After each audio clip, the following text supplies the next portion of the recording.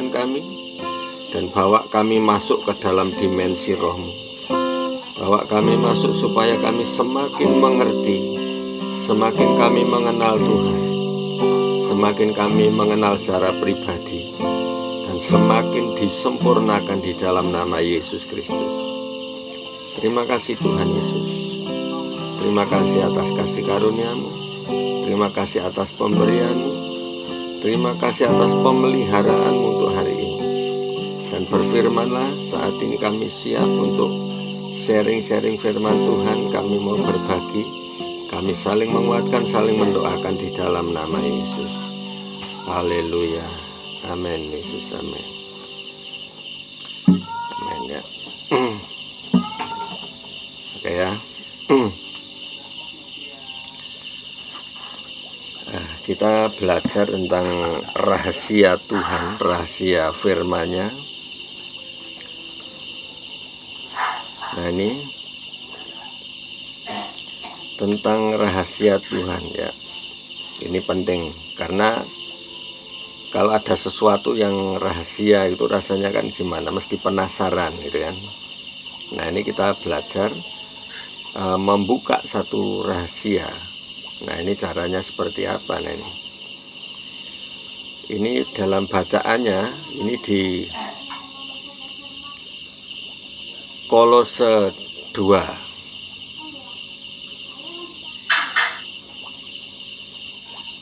Semakin mengenal rahasianya, kita akan semakin tertantang untuk semakin banyak belajar ya. Nah, ini jadi contoh ini tadi yang kita nyanyi ini tadi yang apa? Tanganku ku angkat padamu, masuk dalam hadirat-Mu. Ini kebiasaan orang Pentakosta itu kan kalau nyembah mesti ngangkat tangan. Nah, mesti ngangkat tangan kan. Tahu enggak artinya kita mengangkat tangan itu kenapa? Ya kan? Kira-kira ada yang tahu kenapa kalau kita nyembah mesti ngangkat tangan? Ya kan? Halo ya. Nah, ini langsung aja ya, langsung ikuti. Nah, ini bacaannya di Kolose 2 ayat 1 sampai yang kelima, bisa dibaca ya. Ini tentang rahasia, dan dalam Yesus ini tersembunyi segala harta, hikmat, dan pengetahuan. Nah, ini saya sedang membahas tentang ini. Kita bahas ini. Nah, seperti tadi tentang angkat tangan ketika kita menyembah. Kenapa kita mesti mengangkat tangan? Ya. Nah, sebenarnya bukan sekedar apa ya. Ada yang bilang karena surga itu ada di atas, Tuhan itu ada di atas. Jadi kenapa kita mesti ngangkat tangan? Ya, memang tidak salah, tetapi ada hal penting lagi yang perlu. Ternyata ada arti lain lagi. Jadi kenapa mesti mengangkat tangan? Ini seperti orang yang sedang memberikan persembahan ya, persembahan bakaran. Itu tangannya selalu seperti ini. Jadi tangan kiri itu nanti akan diletakkan di kepala binatang yang dikorbankan, sedangkan tangan satunya akan terangkat ke atas. Nah, jadi waktu kita memuji menyembah Dia, tangan terangkat ke atas, ini sama dengan sedang mempersembahkan hidup kita menjadi korban bakaran ya, korban persembahan kita kepada Tuhan. Nah, itu makanya sampai tertulis, karena itu persembahkanlah tubuhmu ya kan, menjadi persembahan yang hidup, yang berkenan kepada Tuhan. Nah, ini jadi itu karena diambil dari kitab suci Perjanjian Lama, ketika mereka mempersembahkan ini menumpangkan tangan seperti ini dan tangan satu ke atas. Nah, jadi Dikatakan di sini ayat 2 ya, supaya hati mereka terhibur dan mereka bersatu dalam kasih. Jadi dengan firman ini hati mereka terhibur dan mereka bersatu dalam kasih, sehingga mereka memperoleh segala kekayaan dan keyakinan pengertian dan mengenal rahasia Allah, yaitu Kristus. Nah ini, jadi kalau kita semakin dalam di dunia roh, ya masuk dunia roh artinya masuk dimensinya roh Tuhan, masuk dimensi Roh Kudus, ini akan dibawa ke hal-hal yang lebih dahsyat lagi. Nah ya, nih, jadi nanti saya akan bersaksi bagaimana Tuhan membawa kita ke dalam dimensi roh ya. Nah ini, jadi dikatakan di sini dan mengenal rahasia, yaitu rahasia Allah, yaitu Kristus. Nah, karena di dalam Kristus ini tersimpan misteri yang besar, rahasia yang besar di dalam Kristus. Nah, dikatakan ayat 3, sebab di dalam Dialah tersembunyi segala harta, hikmat dan pengetahuan, segala harta, hikmat dan pengetahuan. Nah ini, jadi kalau kita mau masuk lebih dalam, ikut Tuhan sungguh-sungguh, maka hal-hal yang namanya rahasia Allah ini kita akan nikmati ya, kita akan tahu, kita masuk, kita hidup di dalamnya gitu ya. Nah terus ini ayat 4, hal ini kukatakan supaya jangan ada yang memperdayakan kamu dengan kata-kata yang indah, kata-kata yang indah, kata-kata iklan yang menarik ya kan. Nah itu, terus ayat 5, sebab meskipun aku sendiri tidak ada di antara kamu, maksudnya Rasul Paulus tidak ada di antara kamu, tetapi dalam roh aku bersama-sama dengan kamu di dalam roh ya. Dan aku melihat dengan sukacita tertib hidupmu dan keteguhan imanmu dalam Kristus. Nah ini sebenarnya satu rahasia. Ketika kita berdoa, kita bersekutu. Bersekutu ini kan dari beberapa orang, beberapa hati, beberapa pribadi yang menyatu ya dalam satu tujuan. Nah, ini namanya bersekutu. Nah, jadi walaupun tidak bersama-sama secara fisik, tetapi dalam roh ini kita bisa bersama-sama. Ya kalau zaman dulu nggak ada video call seperti ini, tetapi mereka benar-benar di dalam roh, ya dalam roh. Jadi mereka berkomunikasi, mereka ini cuma lewat surat, tetapi dalam roh mereka sepakat. Nah, sehati. Nah ini ya, ini yang luar biasa. Jadi kita harus belajar. Nah, untuk tentang kesatuan ini aja. Nah ini karena di sini tadi dikatakan ada yang tentang harus bersatu ya. Nah ini Paulus mengingat betapa beratnya perjuangan yang kulakukan ya kan. Nah ini supaya kita ini terhibur dan mereka bersatu. Nah kita, maksudnya anak-anak Tuhan, tiap-tiap gereja harus bersatu. Nah, supaya hati mereka terhibur dan mereka bersatu dalam kasih. Nah kadang-kadang kita melihat satu hubungan yang sepertinya sudah harmonis saja, ternyata di mata Tuhan itu kadang-kadang masih kurang. Kalau kita tahu rahasianya.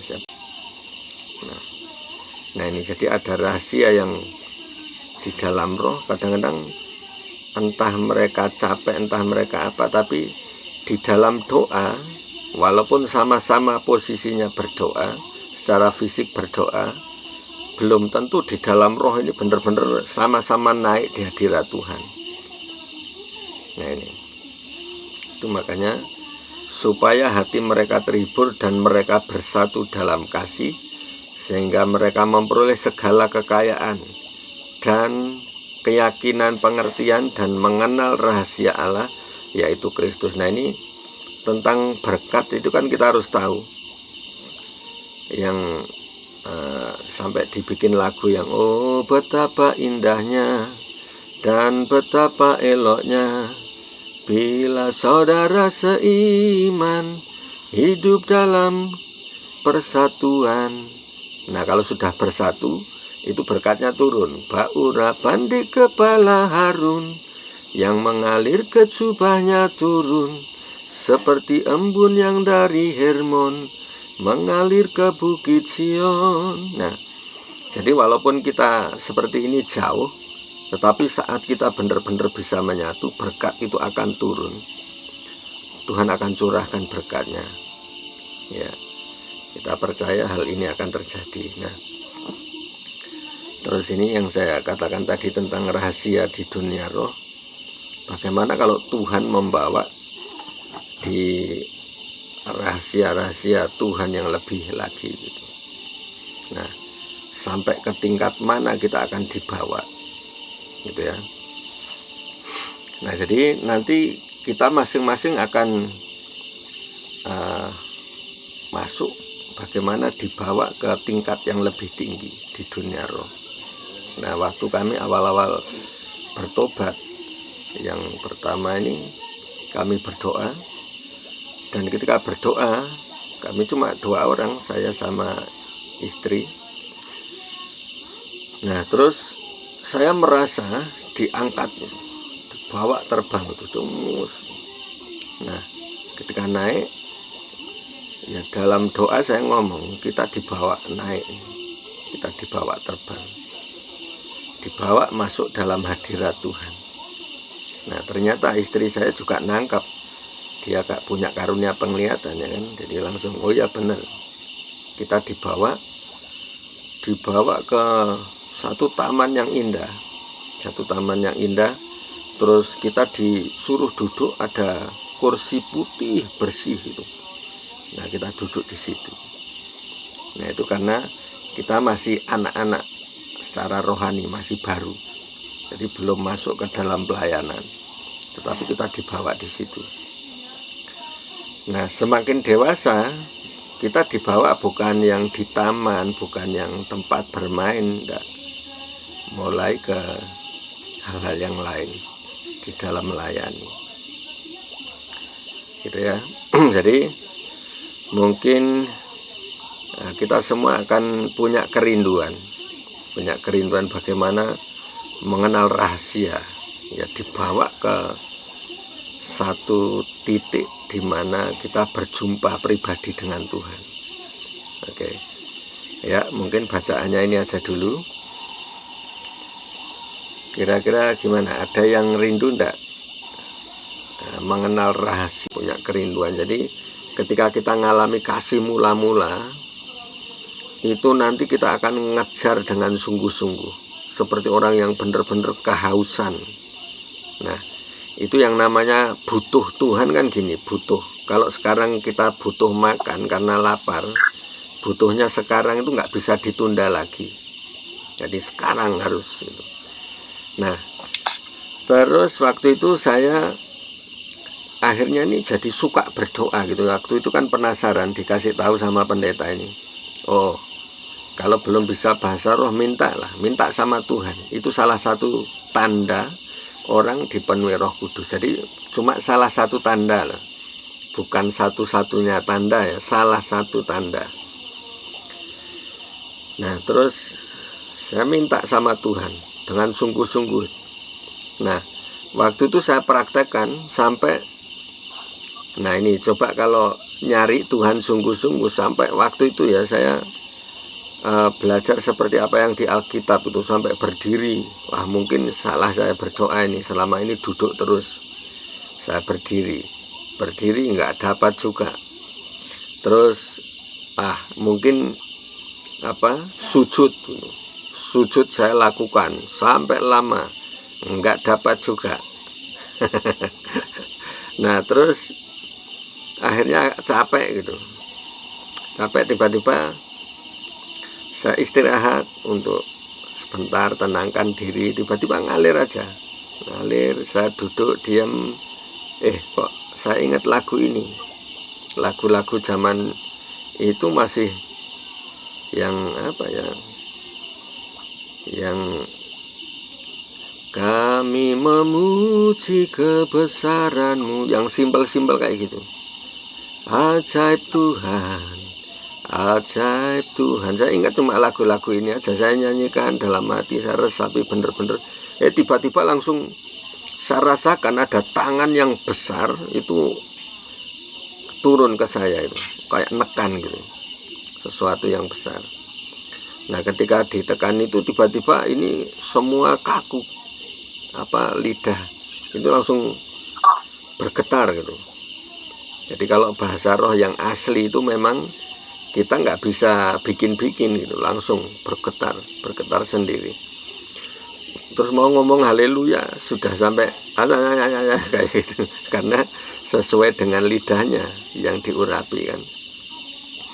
Nah dari saat itu akhirnya malah karena saya dijamah Tuhan, dipenuhi Roh Kudus, ini jadi semakin penasaran, pengen berdoa terus. Nah maksudnya pengen nambah lagi terus itu. Nah KKR juga di mana-mana ada KKR, ikut gitu, jalan. Nah ini supaya kita dipenuhi, memang saya rindu banget itu dipenuhi, sampai ada karunia-karunia itu. Nah itu ya, jadi yang seringkali membuat orang tidak ngalami sesuatu yang supranatural karena kadang-kadang kita membatasi diri. Nah jadi yang membatasi seringkali orangnya sendiri. Ya kalau kita ini mau dilawat Tuhan, mau dibikin apa sama Tuhan, ngikut aja, los saja. Nah ya sebenarnya saya sendiri pernah takut sendiri juga. Jadi waktu itu karena saya tinggal di daerah yang daerah tempat wisata ya, di Salatiga itu. Nah saya pas main ke sebelah ada air terjun gitu. Nah waktu itu saya berdoa di situ, tiba-tiba pengen berdoa aja, saya nongkrong di atas batu. Nah ternyata daerah itu banyak penghuninya. Nah karena banyak penghuninya saya merasa sesuatu yang luar biasa. Ada cahaya terang gitu, terang. Terus tubuh saya sampai goncang gini, sampai goncang. Nah saya ketakutan, saya buka mata. Iya. Saya rasa pengajaran Tuhan itu dari saya sejak kecil. Jadi dibully, direndahkan, tidak dianggap, akan hal kekerasan. Itu yang saya jadi mengerti dunia seperti apa. Tuhan membuat saya kuat, Tuhan membuat saya bukti. Ini akhirnya kan saya diproses juga, walaupun sudah diproses juga, udah kan tetap diproses untuk tidak sombong, ya, proses untuk melayani dengan tulus. Contohnya begini, ada yang saya layani seperti yang saya sudah bilang sama Manano. Yang layani ini dulu andainya saya tidak menyadari ini Tuhan, saya akan marah. Dulu saya akan kecewa. Jadi yang dulunya dia tidak bisa ngapa-ngapain, habis uang yang banyak, sekeluarga nggak bisa ngapa-ngapain, Tuhan pakai saya sedemikian rupa. Ya. Tempat saya dulu agak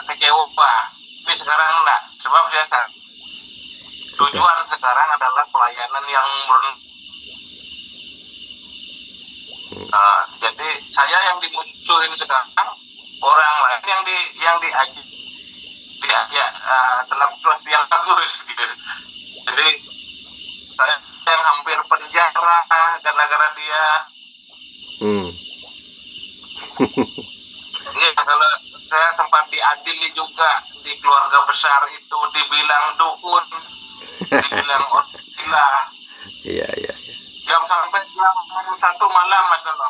Iya. Tapi di sana saat saya kasih kurnia seperti itu pun Tuhan mengajar saya, kamu murni sekarang, begitu. Nah, itu yang saya rasa. Kamu sudah proses sampai sekarang, kamu harus murni.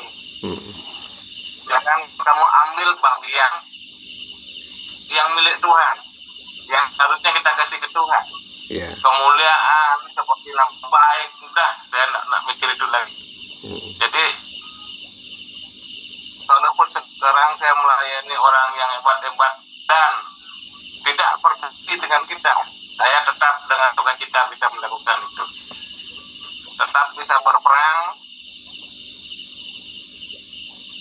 Itu yang pengalaman saya.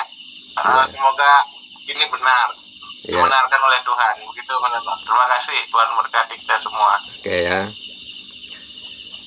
Ya, mungkin dari kesaksian seperti ini kita akan ngerti. Jadi ternyata prosesnya untuk mengerti rahasia Tuhan itu beda-beda. Tiap orang beda-beda. Gitu ya. Tiap orang beda-beda. Jadi nanti suatu saat baru, oh ya, ternyata ini maksud Tuhan, gitu kan. Ternyata ini. Nah ini. Jadi apa yang saya alami dulu ya gitu. Mungkin ada yang lain yang alami di sini. Sharing hari ini saya rasa bukan sebuah kebetulan ya. Sebenarnya dari tadi siang lalu itu nanya sama Tuhan gitu loh. Kenapa ya? Sudah buat gini gitu, sudah melakukan, tapi kayaknya nggak dipandang orang, nggak diakui dan nggak di kayaknya salah melulu gitu loh. Sudah tidak seperti yang mereka bayangkan gitu, tapi dianggap salah terus gitu loh. Iya. Sharing ini kayaknya sesuatu yang menjadi jawaban gitu loh. Ya itu ya. Jadi memang tidak ada namanya kebetulan di dalam Tuhan. Amin. Nah itu, tidak ada kebetulan. Semua proses Tuhan itu masing-masing orang memang beda, tapi intinya hampir sama untuk memurnikan kita, gitu ya. Nah kalau sudah murni, Tuhan justru baru akan angkat. Makanya coba lihat di Petrus ya, Tuhan melalui firman-Nya berkata seperti ini, rendahkanlah dirimu di bawah tangan Tuhan yang kuat, supaya engkau ditinggikan pada waktunya. Jadi supaya kita ditinggikan itu justru awalnya harus merendahkan diri, ya kan? Jadi harus merendahkan diri supaya kita ditinggikan pada waktunya. Nah ini. Nah tapi kalau kita cari sensasi, kita cuma cari supaya terkenal, seperti pemikiran kita sebelumnya ya Pak Nyoman ya. Ternyata salah semua. Ternyata salah. Nah itu. Nah justru apa yang kita harapkan orang lain kita tolong supaya mereka baik, itu pun ternyata hasilnya beda gitu. Justru malah benci. Iya. Ada yang itu seperti Pak Nyoman alami sampai mau bawa ke penjara lah. Karena dipikir dukun, difitnah ya kan.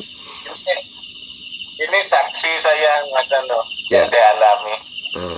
Istri saya, saksi saya. Bagaimana habis kita diadili, kita menangis jadinya seperti ini. Bukankah kita sudah merasakan serangan baliknya? Nah justru Justru itulah penggenapan firman, Pak Nyoman. Penggenapan firman seperti yang dialami Yusuf waktu di penjara. Itu kan ada dua orang juru minuman, juru yang bekerja pada raja kan. Nah terus waktu itu mereka mendapat mimpinya hampir sama-sama ditinggikan, ya kan. Tetapi yang satu ternyata ditinggikan memang lepas dari penjara, keluar dari penjara terus dipakai kerajaan lagi, dia kerja. Dan Yusuf gini, seperti ini, pemikiran manusia mungkin sama dengan kita. Kalau orang ini kita tolong, kasih jalan keluar, mungkin setelah dia keluar dari penjara akan ingat dia. Waktu itu dia menerjemahkan mimpinya. Nah terus ternyata setelah dia bebas, lupa, ya kan? Nah ini. Tetapi pada akhirnya ketika raja ini mendapat mimpi yang sangat sulit dijelaskan. Nah waktu itulah juru minuman ini ingat akan kata-kata Yusuf, bahwa dia punya karunia untuk mengerti mimpi, mengerti tentang berbagai-bagai hikmat. Nah jadi itu ada waktu Tuhan, waktunya ada sendiri nanti, tidak seperti yang kita bayangkan. Itu Pak Nyoman. Nah kalau kapannya kita tidak tahu, yang tahu cuma Tuhan, cuma sampai kita lulus saja, ya sampai kita lulus. Nah ini baru kita diangkat. Ya seperti orang diuji mau diangkat, ya untuk satu jabatan kan mesti diuji dulu sampai wah ini sudah bisa, ini baru kita diangkat. Oke, mungkin ada yang lain yang mau sharing ya, mungkin.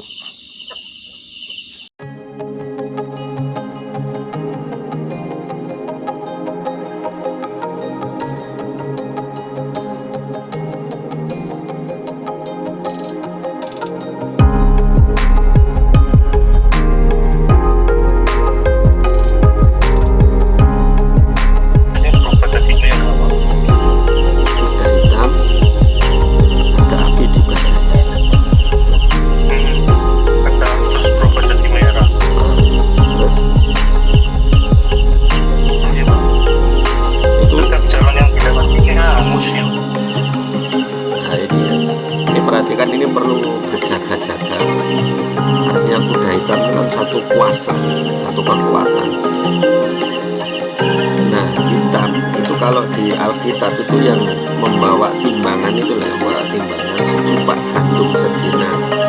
Secupak gandum sedinar itu kan artinya akan ada krisis yang cukup besar, krisis. Dan ini sudah dimulai memang.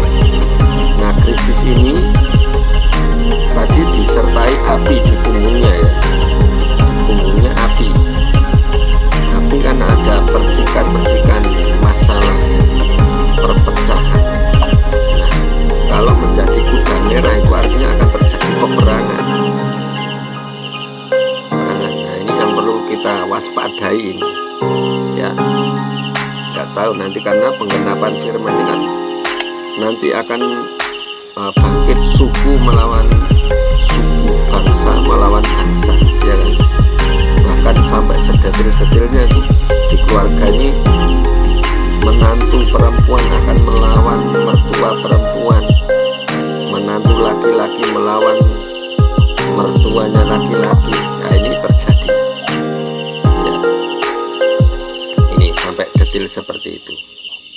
Wah ini yang ngeri ya. Setelah itu ada satu gerbang besar sih yang terbuka.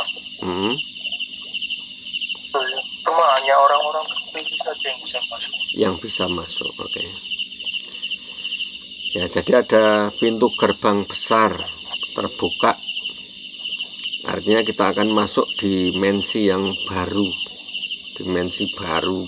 Nah, itu segala sesuatunya baru. Hanya orang-orang terpilih, orang-orang tertentu yang bisa masuk. Ya, itu yang kita perlu persiapkan diri untuk masuk ke situ, ke gerbang baru itu.